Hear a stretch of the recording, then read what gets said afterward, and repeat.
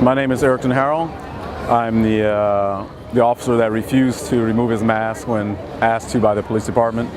I'm a 15-year veteran of the City of North Miami Beach Police Department, 4-year veteran of the military. I did 4 years in the Marines. And yeah, I've been thrown into the spotlight.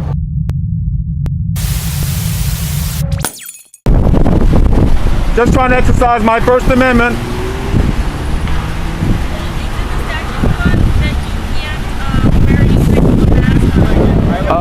The whole, the Guy Fawkes mask, the anonymous mask, I realize there's a group of people out there, there's a culture that recognizes the mask as a form of protest, as a form of activism. So I put the mask on. I was standing out in the corner one day wearing the mask, and another gentleman saw me at the time, and he pulled over and actually joined me because he recognized the mask. He had his mask in the car, and that was the point I'm trying to make, that it's a culture. I work the night shift. I had just gotten off of work. I keep my mask in my truck and my cape in the truck and the flag and everything. So I decided to go out there that day. I put on my mask, put the cape on, grabbed the flag, stood on the side of the road, well off the roadway. I wasn't obstructing traffic anyway. No more than 15 minutes on the scene, the first officer showed up. She told me she didn't want me standing there. She wanted me to leave, and I refused. At that point, I guess, she felt like I was challenging her, and she wanted to, show me who was boss, I guess.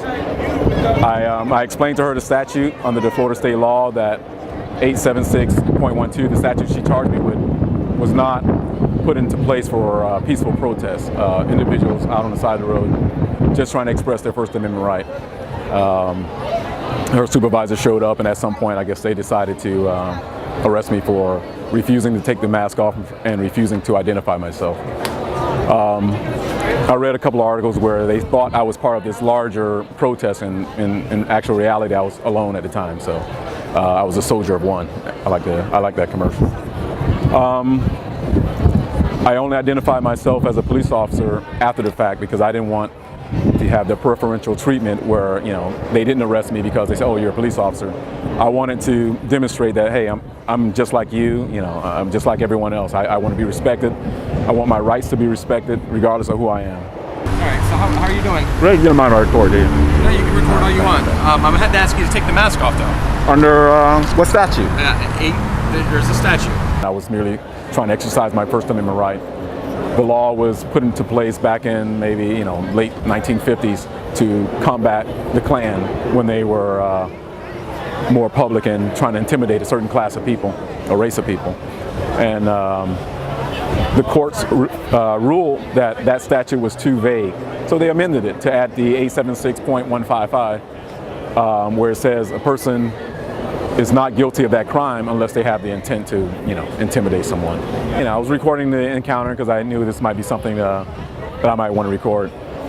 I was recording, and the sergeant came on scene. I guess he didn't like the idea I was recording, and he snatched the camera out of my hand, saying it might be a weapon. The two officers on scene, they obviously didn't think it was a weapon, and I'm currently on administrative leave, and I guess if I'm found guilty of committing this, wearing a mask in public, my agency can, I guess, up into including maybe termination,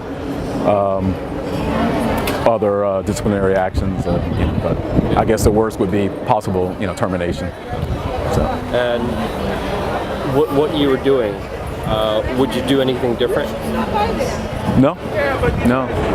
What I was doing, I still to this day feel like it doesn't affect. It's not, that law is not in place for peaceful protest. So I would definitely, I still want to do that. And since my awakening, I've realized there's much more of a greater issue at hand, and I try to express to them that for me, I have a daughter, I have children, and I don't have the luxury of not being involved. I think there's a greater risk at not being involved and not saying anything to our freedom and our way of life if we do nothing. We are the frontline defenders of to support and defend the Constitution. Our job is greater than just arresting people for petty crimes like marijuana.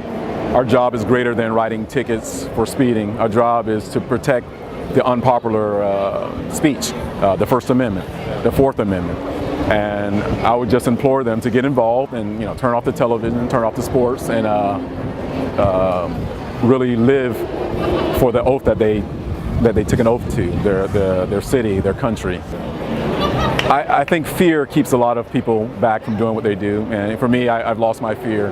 Now that I realize there's a war coming, and we're in the midst of it, and I no longer can be afraid. So, it's time to fight.